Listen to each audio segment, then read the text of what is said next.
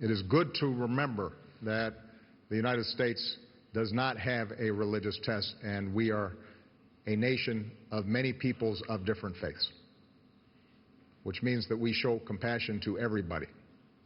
Those are the universal values we stand for. And that's what my administration intends to stand for. All right? Thank you very much, everybody. If you were waiting to hear a U.S. president say, "I feel your pain," or if you were waiting to hear a U.S. president say, "It's them or us," that is not what you just heard. President Obama called the attacks here in Paris a setback at one point. He was asked, "Is it time for you to change your strategy?"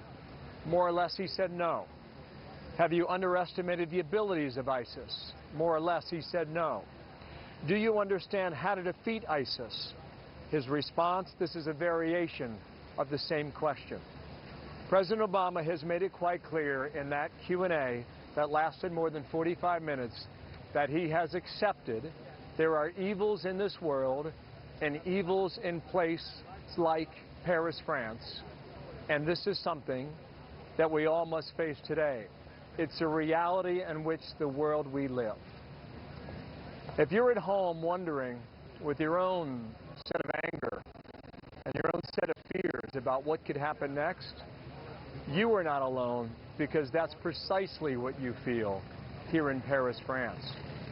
And if you're waiting for clarification on your feelings through that Q&A, you weren't going to get it.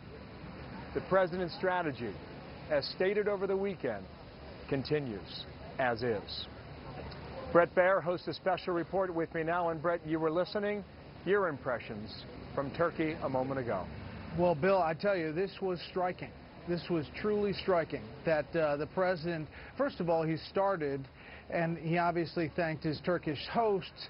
It took him about a minute to get into the attacks of Paris. He talked about cyber talks and climate change, and then talked about the Paris attacks. You're right. He said the strategy is essentially not changing.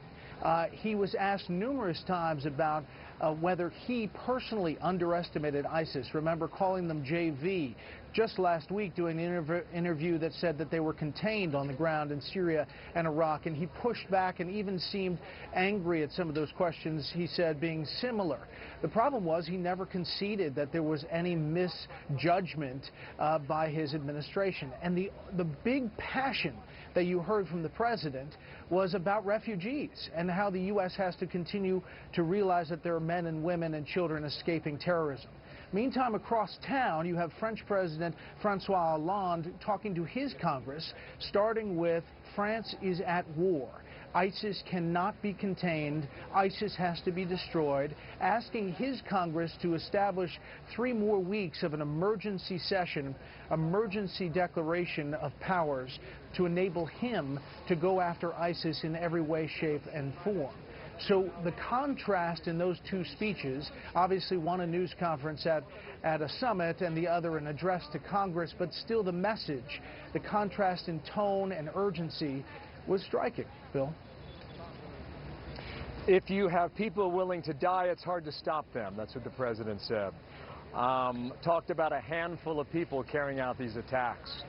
In this country alone, you have 1,000 men who have gone to Iraq or Syria to join the Islamic State. That's a lot more than a handful. And he talked repeatedly and with deference and with tenderness in this comment, Brett, about his trips to Walter Reed. And the U.S. military has paid one hell of a price for 14 years, and many of them for the rest of their lives. You used to work at the Pentagon. You know what the U.S. military would say when they heard something like that. Put us in the fight. Yes, we can exactly. do it. Listen, Bill, don't send a 20-year-old French woman or young man to a concert on a Friday night and expect them to pay the price for the lack of security.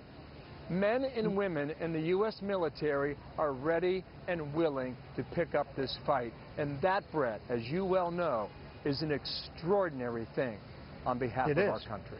It is. Listen, I talked to a special ops commander who's engaged currently, and there is this palpable frustration.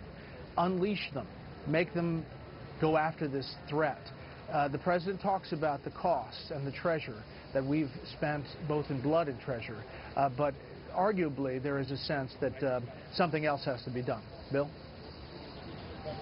A setback is the phrase used for here in Paris. Back here in a moment. I'm going to get back to my colleague Martha McCallum in New York for more news from there. Martha? Yeah. Well, as you both have just stated, we're seeing a stunning contrast between the comments that we just heard from President Obama, who talked about killers with fantasies of glory and a good grasp of social media when he referred to the people that are pulling off these attacks. And he basically said that he would see no strange change in strategy, that the strategy is indeed working. Then you contrast that with Hollande, who says that he wants to meet with President Obama and Vladimir Putin in the coming days to, quote, join our forces. KT McFarland watching all of this with us this morning, Fox News national security analyst, Deputy Assistant Secretary of Defense during the Reagan administration. KT, what did you think about what you just heard from the president? We have a president who's just not up to the job.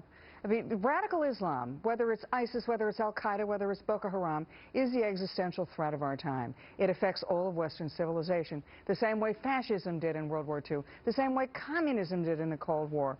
What we need now are Churchill, we need FDR, we need Reagan, we need Thatcher, we need a Pope, but we don't have any of that in President Obama. What I wanted to see today was the President of the United States standing with France, with Britain, with Germany, with Russia, maybe with a religious leader, the Grand Imam of Al-Azhar University, maybe a NATO commander, and say, we understand that this is an assault against Western civilization, and we are prepared to do whatever it takes. We are going to have an economic component. We are going to bomb Syria's oil fields. We're going to sink the tankers that are carrying Syrian oil to market. We're going to use the U.S. banking system and the fact that most trade is denominated in dollars. We're going to shut down their economic source of income and their ability to wage war. We are going to have an ideological component to this. We are going to stand up and be proud of Western civilization.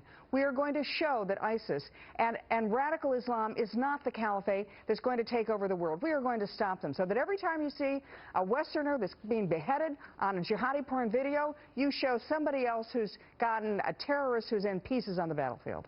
KT, more to come. Thank you very much. We're going to